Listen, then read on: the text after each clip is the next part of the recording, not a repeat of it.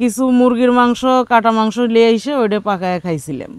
যার কারণে এই জীবনে করলাম আপন মানুষ পর। আসসালামু আলাইকুম বন্ধুরা, কেমন আছেন সবাই? আশা করি সবাই ভালো আছেন। আমি আছি এস এম জাহাঙ্গীর আপনাদের সঙ্গে, আর আমার পাশে আছে আপনাদের প্রিয় শিল্পী কাজলি আপা। তো আজকে কাজলি আপাকে একটা বিষয় জানতে চাচ্ছি। কাজলি আপা, জি বলেন। কেমন কাটালেন ঈদ? আল্লাহ যেমন কাটাবের দিল ভাই, ওইটাই আমি হাজার শুকুর। আপনারা ওই যে কাপড় চুপড় কিনে দিছিলেন, কিন্তু বিষয় হলো আপনি যান নাই দিয়ে আমি মনে একটু কষ্ট পাইছি। আপনি যাওয়ার কথা ছিল না ঈদের দিন। হ্যাঁ আপা, যাওয়ার কথা ছিল, কিন্তু দেখেন ঈদের দিন আমাদের ছোটো ভাইয়ের দোকান আছে জানেনই তো, সেই দোকানে একটু ওকে হেল্প করছিলাম। হেল্প করার পরে আসলে বাসায় ঢুকছি, তাই এমন ঘুমাইছি।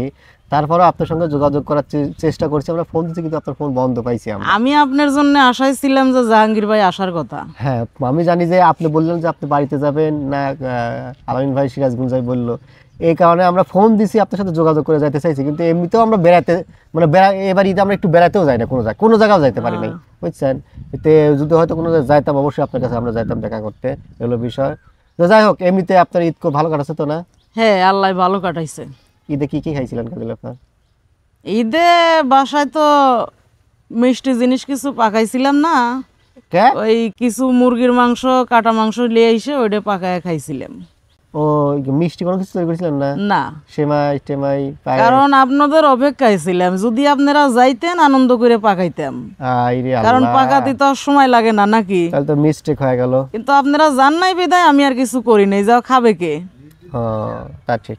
আচ্ছা ঠিক আছে, যাই হোক, আসলে ভুলই হয়েছে, আমরা যোগাযোগ করতে পারি নাই, সেই জন্য যাই নাই। কিন্তু এবার আর এরকম ভুল করব না, যোগাযোগ করি আর না করি, এবার চলে যাবো সরাসরি আপনার বাড়িতে, নাকি? আচ্ছা, আল্লাহ আপনাকে সে তোরই বাঁচা রাখুক, আমাকেও আল্লাহ বাঁচা রাখুক। হ্যাঁ অবশ্যই। তো যাই হোক, সব মিলে আপনার ঈদ ভালো কাটাচ্ছে তাই তো? হ্যাঁ, আল্লাহ ভালো কাটাইছে। তাহলে সে খুশিতে একটা ভালো একটা সুন্দর একটা গান শোনান এখন। খুশিত ভালো গান শোনাবো? হ্যাঁ মানে ঈদ মানে আনন্দ, ঈদ মানে খুশি, সেই খুশিতে একটা গান শোনান সুন্দর করে। আচ্ছা, বহুদিন আগে একটা রিলেশন করছিলাম। আচ্ছা। কিন্তু সেই লাভার ম্যান আমারে ছেড়ে চলে গেছে, কিন্তু উনি আমার খুব গান শুনতো। আচ্ছা। বুঝছেন, হ্যাঁ উনি চলে গেছে, তাহলে আমি সেই প্রসঙ্গে একটা গান শোনাই। হ্যাঁ অবশ্যই। যারে শোনাবো আমি ভালোবাসার গান, সে যে চইলা গেছে আমায় কইরায় অপমান। যারে শোনাবো আমি ভালোবাসার গান, সে যে চইলা গেছে আমায় কইরায় অপমান। যার কারণে এই জীবনে করলাম আপন মানুষ পর। যার কারণে এই জীবনে করলাম আপন মানুষ পর। সে এখনে করে ভাইরে অন্য মেয়ের ঘর, ওরে সে এখনে করে ভাইরে অন্য মেয়ের ঘর। তার লাগিয়া কান্দে আজো আমার পরাণ, সে যে চইলা গেছে আমায় কইরায় অপমান। যারে শোনাবো আমি ভালোবাসার গান, সে যে চইলা গেছে আমায় কইরায় অপমান। ফুল বেসানায় ঘুম আসে না, আমি করি কি এখন। বন্ধুর সোগে কানতে কানতে একদিন হইবে মরণ।